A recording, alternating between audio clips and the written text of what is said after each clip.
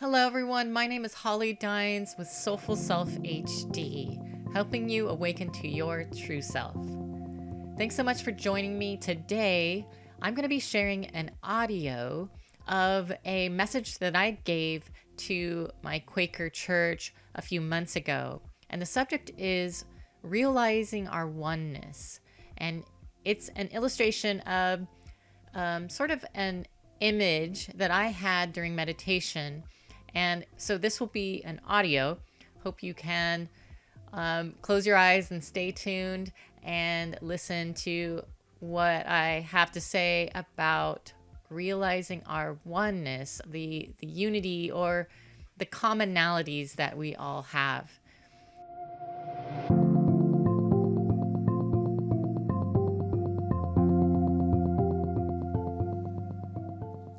I had an image or a metaphor, sort of an elongated visualization in meditation recently that I wanted to share with you as a way of sort of conceptualizing unity. At least that's what it did for me. It starts with an ocean. Out of the great wide ocean we are born. A human form comes up out of the water. We were just watching Moana last night, and I thought, wow, this is it. Watch that movie. I mean, it's slightly different metaphor, but it is very deep. Watch it.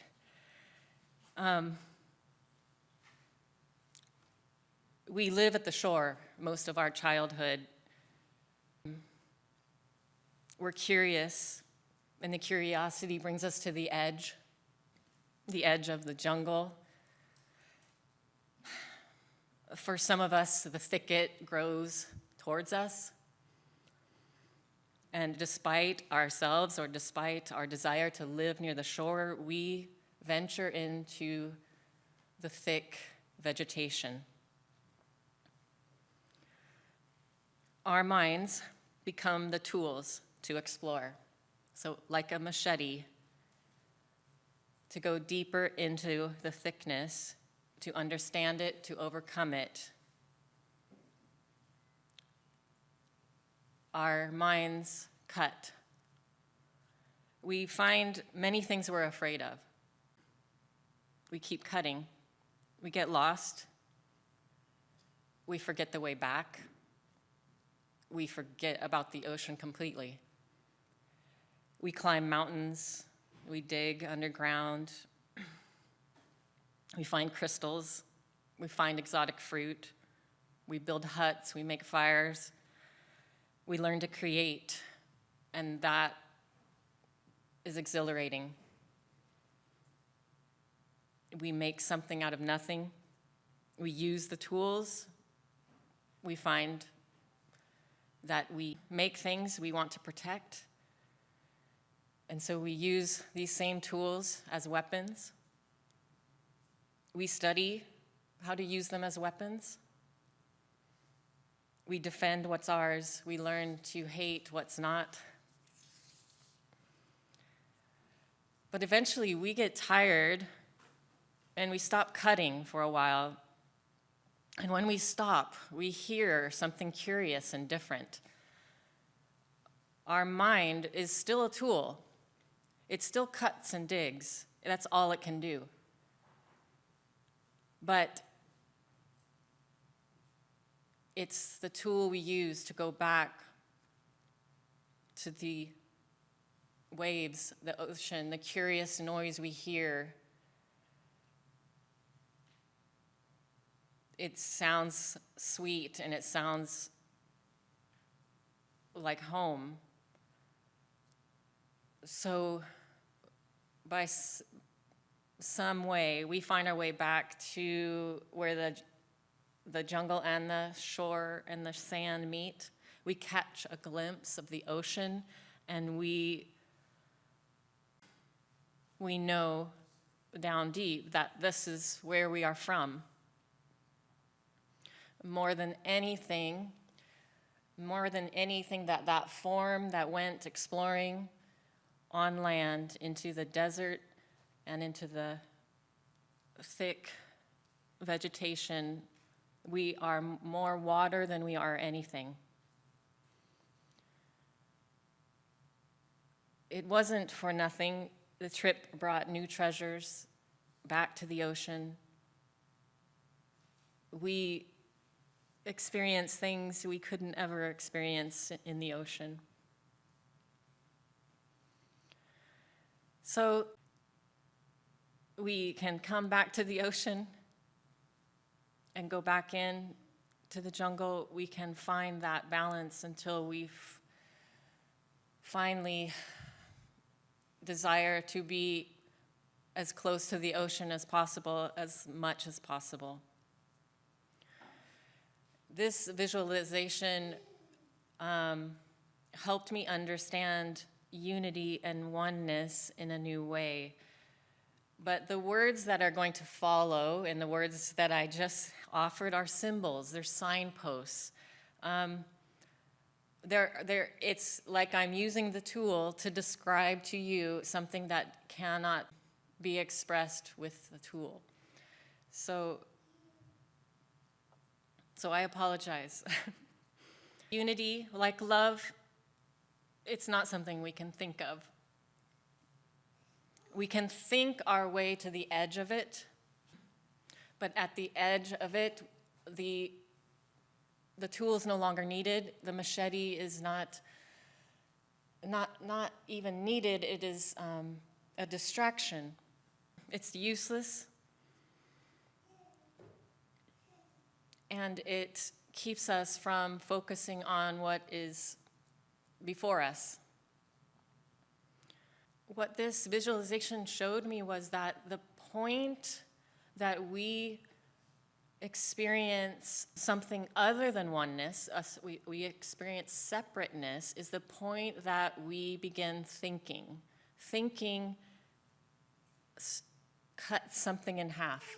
It looks at it from another point of view. It turns it around and views it from a single point of consciousness. It can never be the whole story. It's necessary, obviously. It's necessary for me to stand up here with words and thinking to connect the dots for myself or anyone.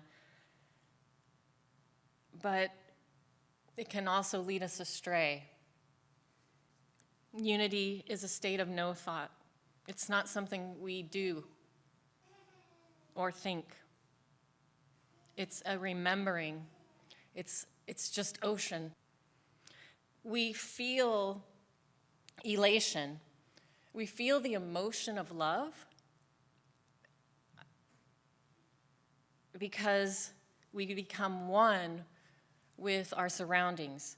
We accept someone else. That feeling, that romantic love feeling, is accepting someone else as us. It's like there is nothing about them that we don't fully embrace. We see no essential difference. We know that the differences we see the beauty in the variation. So the opposite of unity is not actually separateness, but judgment. It's just the point that judgment precedes the separation. And we tear down what's unified. In our open worship together on Sunday mornings, we access that no-thought oneness. We get wet with the ocean, as it were. Remember Mark's message about Jesus dripping with water as he entered the desert from the baptism? Jesus is saying, remember who you are. And this is how you can return to remember who you are. The water is who we are. The water is where we access that state of oneness. Keep coming back if you could forget. We're all water. Individual drops. Each drop is no less water than the ocean, but We also need every drop of water to be an entire ocean. We are a part and a self-contained whole. We are individual expressions of the whole, but also a microcosm of the whole. We have all of it within us.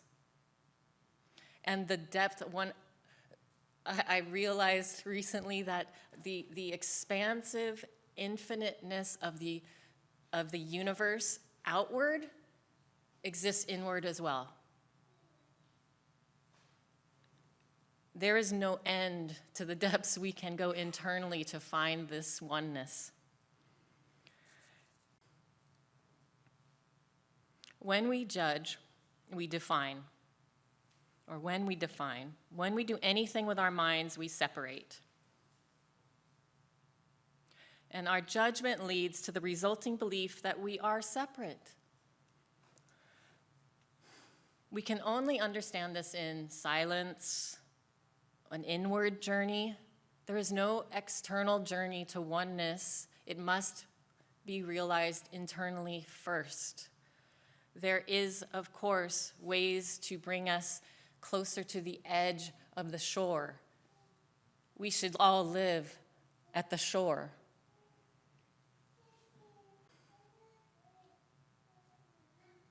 We can realize this in nature when we are moving our body, but it's really not something that we are going to find by talking about it.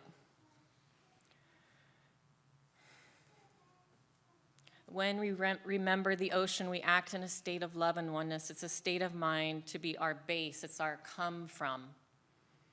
Here's more from Martin Luther King Jr. talking about accessing that sense of unity, but from the ego and the problems that we face when we try to do it from the ego.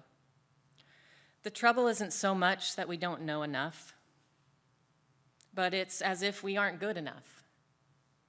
The trouble isn't so much that our scientific genius lags behind, but our moral genius lags behind. The great problem facing modern man is that the means by which we live have outdistanced the spiritual ends for which we live. So we find ourselves caught in a messed up world. The problem is with man himself and man's soul. We haven't learned how to be just and honest and kind and true and loving, and that is the basis of our problem. But the real problem is that through our scientific genius, we've made the world a neighborhood, but through our moral and spiritual genius, we've failed to make it a brotherhood.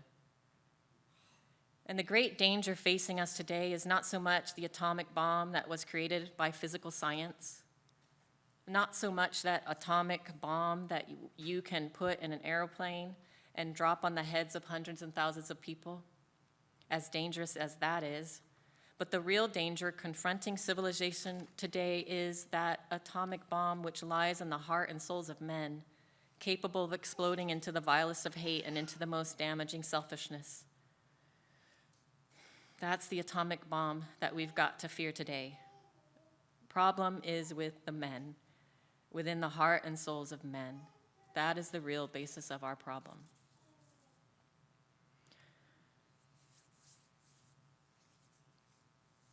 My question is this: can we find our way back home?